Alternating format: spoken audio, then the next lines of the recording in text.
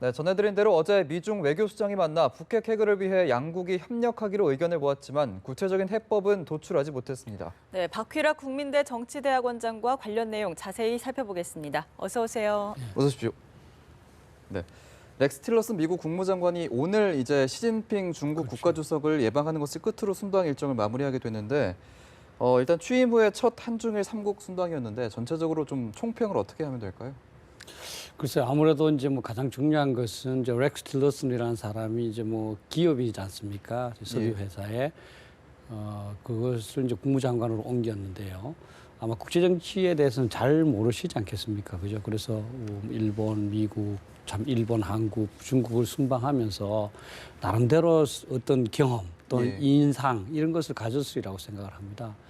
근데 대체적으로 이제 일본에 대해서는 확고한 그런 그 동맹 관계를 과시했고 한국에 대해서는 뭐 우리가 기대하는 만큼은 아니었고요. 중국에서는 뭐 어떤 합의를 이끌어내기보다는 양쪽의 어떤 그 북핵 문제에 대한 접근 방법의 차이가 있는 것으로 그렇게 조금 노출했고 그래서 뭐 탐색전 정도 이렇게 볼 수 있지 않을까 이렇게 생각합니다. 탐색전 정도. 네, 앞서서 말씀해 주셨다시피 해법에 있어서는 좀 차이가 있었지 그렇죠. 않습니까? 공감대는 뭐 긴장 수위가 높아지고 있다, 위험 그렇죠. 수준이다 이런 거는 의견을 좀 같이 했는데 그 부분에 있어서는 해법에 있어서는 좀 차이가 있었습니다. 이렇게 접점을 앞으로도 찾기가 힘들어질 것을 보이는데 어떻게 보십니까? 중국이 사실 뭐 기존 입장을 계속적으로 되풀이하는 거죠. 사실 예. 뭐 육자 회담은 사실 그 문제 해결에 이 어떤 뭐 결정적 수단이 될 수 없다는 거 다 알고 있는데 그걸 계속 강조하는 것 자체가 이제 이번 회담을 통해서 합의를 도출하기보다는 이제 조금 이제 이 서로 탐색하는 그런 측면이 있는 것 같고요. 그러나 미국으로서는 상당히 저는 시간이 많지 않다는 생각을 하는 것 같습니다. 계속 이제 뭐 군사적인 조치가 이제 계속 거론되고 있는 것도 그렇고 실제로 지난 18일 날 이제 그 북한이 그 이 대출력 엔진 시험을 했습니다. 그것을 이제 거의 완성이라고 표현했거든요. 그 얘기는 실제 대륙간 탄도탄, 미국을 공격할 수 있는 그 대륙간 탄도탄을 실을 수 있는 그 고출력, 대출력 엔진을 성공했다는 거거든요. 그러면 그 ICBM의 완성이 굉장히 가까워져 있다는 것이고 따라서 이제 이 중국의 입장을 수용하기는 어렵고 상당히 아마 뭐 이렇게 이 가능한 한 공감대 넓혀가면서도 미국으로서는 아마 독자적인 그런 조치도 준비하지 않을까 이렇게 생각합니다. 그래서 중국이 한반도 비핵화, 평화 안정 이런 거 입장을 견지를 하고 있습니다만은 이 한반도 문제의 본질이 북한과 미국의 문제다 이렇게 강조를 했거든요. 아무래도 이 중국의 역할론에 대해서 좀 거부감을 나타냈다 이렇게 봐야 될까요?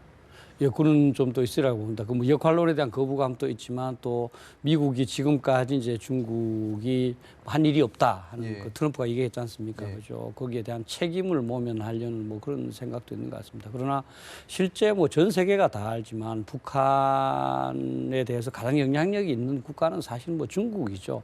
중국이 좀 더 이제 적극적인 역할을 하면 그만큼 북한의 비핵화는 가까워질 수 있는데 그걸 조금 이제 뭐 그건 중국의 정책이지만 뭐 소극적인 것 같습니다.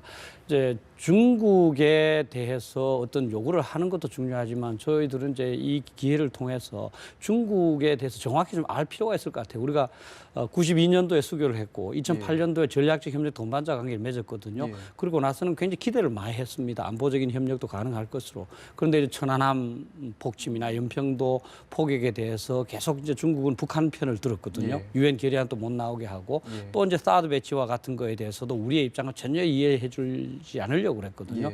따라서 이제 우리는 좀 더 시각에서 중국하고는 경제적으로 이렇게 만약 협력하면서 안보적으로는 중국이 북한하고 같은 동맹국이고 같은 편일 수밖에 없다는 것을 이해하면서 우리가 한중 관계 또는 우리 한미 관계를 좀 그 앞으로 관리해야 되지 않을까 이렇게 생각합니다.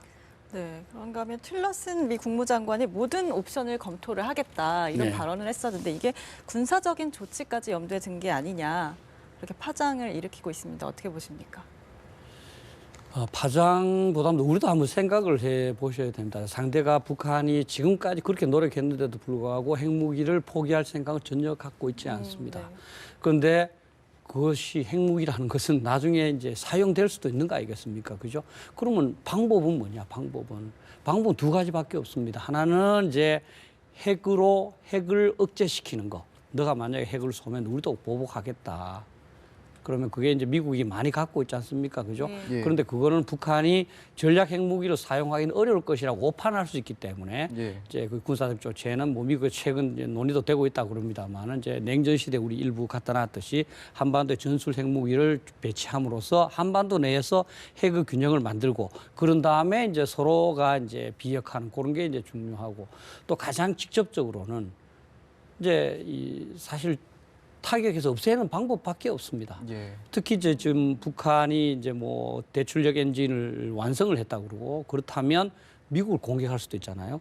그러면 미국은 그 자신을 공격할 수 있는 핵무기를 북한이 완성하기 전에 어떤 조치를 취해야 되는. 그래서 미국의 입장에서는 상당히 좀 다급한 상황이고 대화와 이 협상에 더 이상 그 계속 미련을 둘 그런 여유가 없을 수도 있다. 저는 그렇게 봅니다. 예. 트럼프 미국 대통령도 SNS를 통해서 북한이 미국을 가지고 놀았다 이렇게 불편한 심기를 좀 드러내기도 했었는데 이 전략적 인내와는 이제 이별을 좀 선언한 것 같은 트럼프 행정부의 모습인데 앞으로 좀 말씀을 해주셨듯이 미국이 독자적인 제재를 가할 수도 있고 좀 대북 기조를 어떻게 보면 좋을까요? 아마 이제 기본적인 정책은 뭐 결정된 것 같아요. 예. 뭐 틸러슨 그 국무장관 또 이제 전략적 협력 정책, 전략적 인내 정책은 끝났다 이렇게 말했고 사실 트럼프의 트위터를 보면 상당히 불쾌하다는 그런 느낌이 있거든요. 플레잉 하면서 거기에 코테이션 마크를 따서 넣었어요. 그래도 중국이 지금까지 한 게 하나도 없다. 예.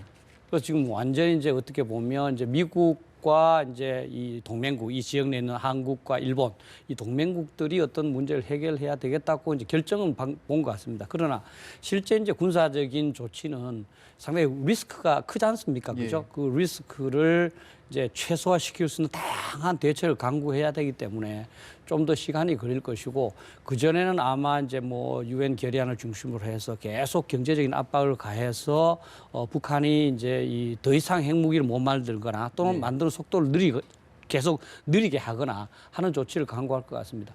또 일부에서는 지금 이제 뭐 이 트럼프 행정부의 국방부 장관을 비롯해서 또 안보 보좌관도 그렇고 상당히 군인들이 많이 있으니까 이제 군사적인 조치가 굉장히 빨리 되지 않겠나 이렇게 생각하시는 분도 있는데 실제로는 오히려 그 반대입니다.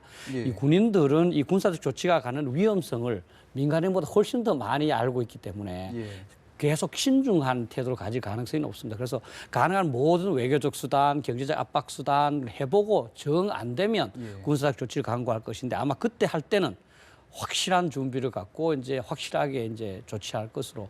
그래서 어떻게 보면 이제 북한으로서는 지금 미국의 이런 그 조금 여유가 있는 아직은 그 군사적 조치를 그 덜 심각하게 생각 이 상황에서 좀 더 협력하는 것이 뭐 자기한테도 좋고 한반도에서도 좋고 또 전 세계적으로도 좋지 않을까 이렇게 생각합니다. 네, 이번에 미중 양국이 사드 문제에 대해서도 어떤 대화를 나눌지 또 관심이 있었는데 논의를 했다고 하면서도 기자회견에서는 구체적으로 언급이 별로 없었던 것 같아요. 이유가 뭘까요? 이 사드 문제에 대해서 우리가 냉정하게 좀 볼 필요가 있습니다. 사실 중국이 경제적인 보복을 한다고 그러지만 사드 때문이라고 말한 적은 없습니다. 그죠? 예. 근데 우리가 사드라는 무기를 너무나 크게 생각하고 있어요. 사실은 그렇지 않습니다. 사드는 미 육군이 소속한 무기고요.